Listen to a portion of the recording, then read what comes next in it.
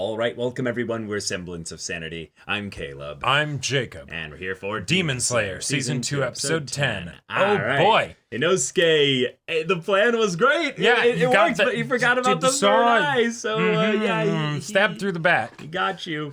But so Inosuke's poisoned. Yep. But I think... But even more than that, just stabbed through the back is also pretty bad, too. Mm-hmm. Yeah. But most importantly, our resident Hashira is out of the fight. Mm-hmm. How do you defeat a dual wielder? You disarm them. Mm-hmm. Tanjiro, you were lending him a hand, and that was very helpful. But, maybe you shouldn't have stopped doing that.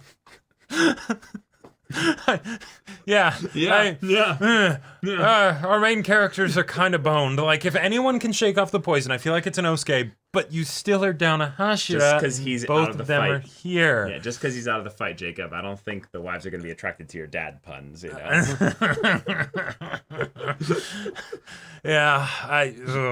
Oh boy. But yeah, all right. So, Oh, boy. Tanjiro, maybe the wives will come in and help you.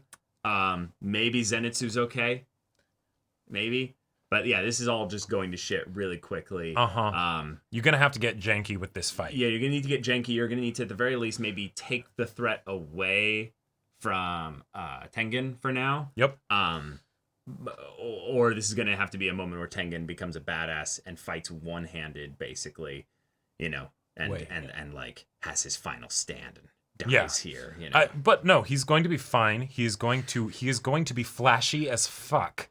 And getting taken out of the fight off screen, that doesn't sound That's flashy. True. That is not flashy sound at all. Flashy, my friend. That is not flashy at all. So this is not the end. All right. But, And y'all, without further ado, let's get into this. All right, everyone. Now be sure to go check out the reaction portion of the video in the description below. Then come back here for the discussion.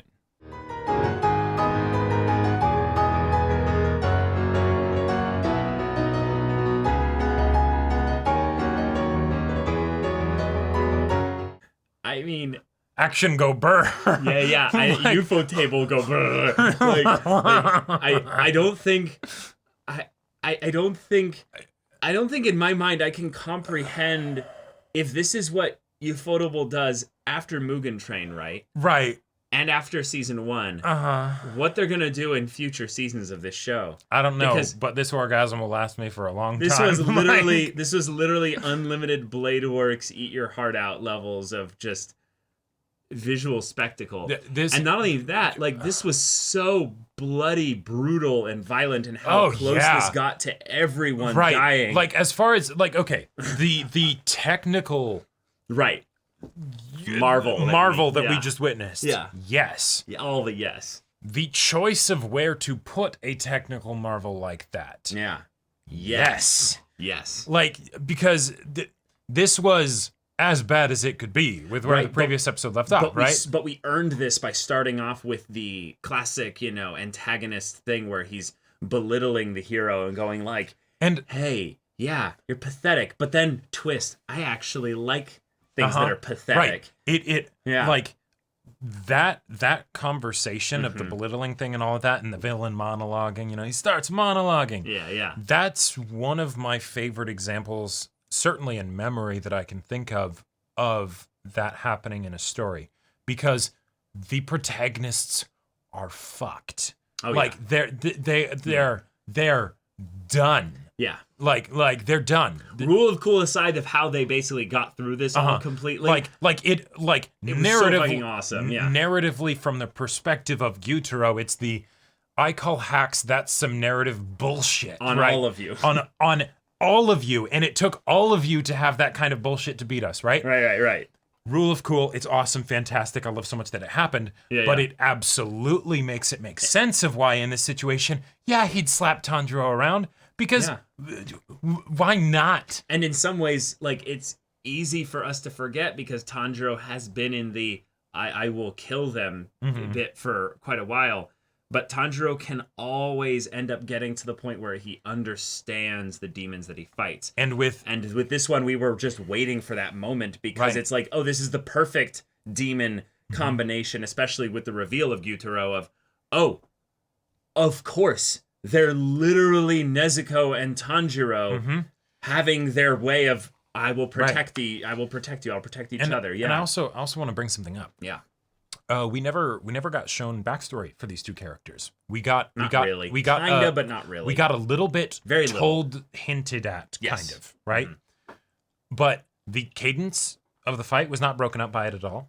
Barely, yeah. It was fundamentally parallel enough to our main character's plight that we can just know that that's a detail, and that's all the setup that we need for Tanjiro to end up having this realization, right?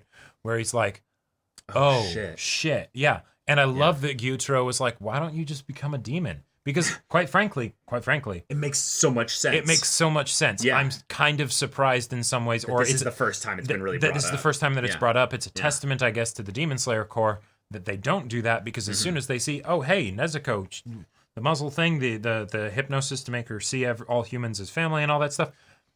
What if we like made a demon and gave them Demon Slayer training and gave them the Demon Slayer swords and everything? Like, that'd be pretty fucking badass, right? You know, like, hey, here, let me offer you that, right?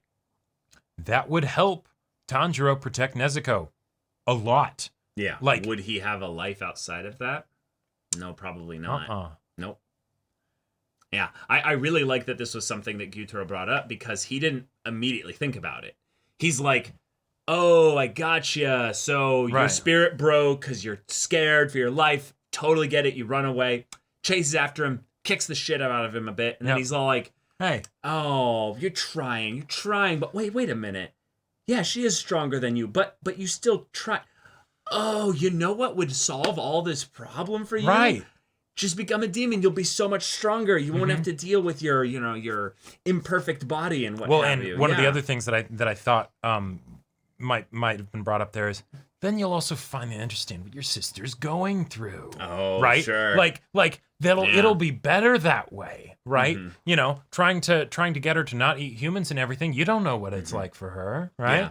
Starting the episode also off with having Tanjiro realizing that he's messed up in that everyone else is going to get hurt, except him, really, in this instance here. He'll be the only one kind of left standing. Right. So he starts apologizing.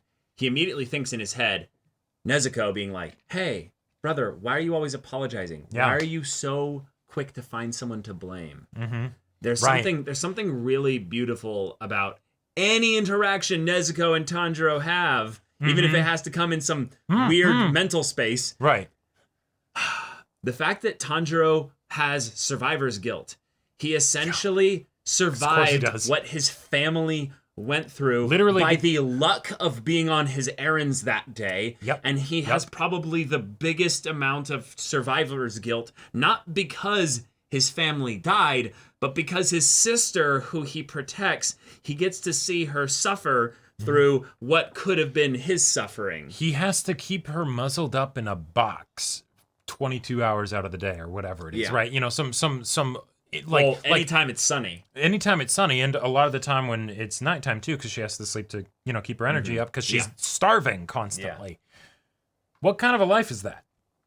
What kind of a life is that? Yeah. So having this be something that he actually gets to process and go through with not just his sister, but the antagonist for this arc. Oh yeah. Perfect. It's fantastic. This is why Jacob and I will talk so hopefully about Demon Slayer going more and more into the Nezuko Tanjiro dynamic, because it's so so much that can be gotten into there. There's so much potential for getting into this idea that these two are survivors. Yep. In different, instances and contexts of a very traumatic thing, and thus have their own unique emotional responses to it that they can then share with each other. Yep. But because, unfortunately, Nezuko is often quiet or doesn't have the opportunity to interact, Tanjiro doesn't have someone that he can really process this with. Yeah, it's that thing of where it's like, okay, author, yes, the demon mechanics are really cool, but could you tone it down just a little bit so that way we could have Nezuko talk more? Maybe we could get back into that plot line of, trying to cure Nezuko. Remember that? Sure. Remember that thing from season 1? Or he's got to keep defeating the stronger and stronger demons to get things, so that way they can get the samples back to the lady. When was the last time they actually showed a sample that was grabbed, for... Yeah. But holy shit, this episode did a beautiful job of blending the action and the character stuff all into one. And the fact that Yeah. The episode felt so jam-packed. There were all kinds of things that they tried from the fighting standpoint that felt desperate, were desperate, and felt like there was a chance that it could work. Right. And yet it didn't, right? That's that yeah, like the Tanjiro JoJo level, like he Joseph Joestarred Gyutaro. Tricking him into a headbutt, doing the kunai, throwing off the sense of smell and everything, right? So that he could try and cut his head off. I'm like, this is great. And also, I want to point out one of the things that I really appreciated there, not just that it didn't work, because then that allows for things to get crazier and for them to need to improvise and all that stuff and give the other characters a chance to shine, but having the characters, the two demon twins, basically just kind of be sitting there and being like, oh my God, he did this thing. That's such a clever play, but not actually like making movements to like intercede really. Like it took a long time for the sister to send her tentacle things after him. You know, yeah, I think in some Gyutaro ways, didn't like grab his blades and try and slice him while he was in the act of cutting through.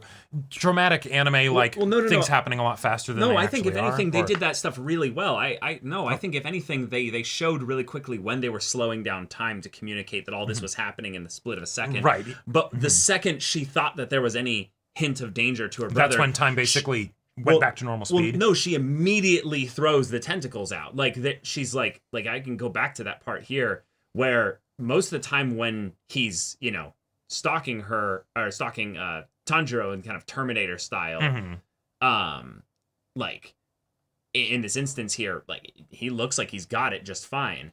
And in the split bit here where he's noticing that he did all this stuff, this is in slowed down time, and then they cut to the bit after that where he's still in the, he's thinking about all the stuff within the, like, this is him thinking about what he's doing here. And so all this still happening in the split second here while he's cutting through. And then she's like, don't get beheaded by someone like him. Immediately throws out. Okay, yeah, okay, there you go. I did even with my previous interpretation of it, I didn't think it was a problem because it's an opportunity for the audience to be given time to basically appreciate the awesome move that Tanjiro pulled out of his ass, right? In a desperate attempt to beat this guy. Right. But it's not going to work. This is not actually how this guy's going to get taken down because the power difference is just that crazy. It's going to take a coordinated effort from absolutely everybody. But it's like if I were to choose a moment to have that extra time spent on it from this episode, I think that is the perfect choice, because then it's like it's that bit of hopeful energy of like maybe we can fight back, and then from then on Zenitsu comes back and it goes into just the most mind-blowing like mile a second just ridiculousness. And oh my God. I didn't know I could ever experience something like that. I didn't know it was possible to make, a segment of animation that where that fight was like a solid 10 minutes. And holy shit, it just didn't let up. And not only did it not let up, it kept escalating. You get Tengen coming in, you get Inosuke coming in, and each time I feel like my heart is going to explode from sheer hype. Everyone was given their opportunity to be ridiculously awesome, even to the point of the antagonists having their moment of Gyutaro especially, not only just handling Tengen's ridiculously cool power on display here, but finding ways to, while having a blade in his gut and his arm chopped off, then thrust his remaining blade into Tanjiro's chin. Which is, I don't know why, that's one of the most unnerving wounds I think I've seen a protagonist get in a shonen in a while. What is with the shoulder slashes? Right, it's like no. Like granted, those should be terrifying because then that breaks your clavicle and you can't use your arm. But that was like, even though the actual amount of flesh being damaged is very small, it's like, oh God. And then on top of that, the fact that Tanjiro's poisoned now. How are you gonna deal with that? That's still not done here. But then also the points where Tengen is starting to trade blows with Gyutaro here. And he takes one in the gut, but these go so fast that they're almost like blink and you'll miss it. He takes one in the face too. Well, hold on, I'll show you that one. So he gets one in the gut right here because he breaks the chain in between his weapons. Which he would have usually been able to just probably grab the other weapon because he has two hands there, but he doesn't. And now he's truly down to the one weapon because Yeah. Yeah, but then once he does that, he uses that trade to then take off one of his arms, Right. which would be instantly regenerating if not for the fact that he had just had his the kunai healing, right. stuff disrupted a little bit because it's all happening really quickly. But then, yeah, Right. Like right eye, on the jaw, eye, jaw, like mouth, and everything. Yeah, like holy shit. like that was basically a Tengen nearly died from that one right there. Like that's the kind of anime stuff where it's like you expect half of his head to slide off when it's Right. done. Like, Yeah, and yet he keeps going. Like Susume, let's do this. yeah, God. Also, I gotta say the sound design for when they started taking the music for the piano in the points where he was figuring out the tempo of the attacks, almost like he was reading the musical notes on a sheet of music, like a music paper or what have you. Mm-hmm. That was so fucking awesome. Oh yeah, just the idea of that being used as a move, and it's like yes, because he is the sound Hashira. Like right.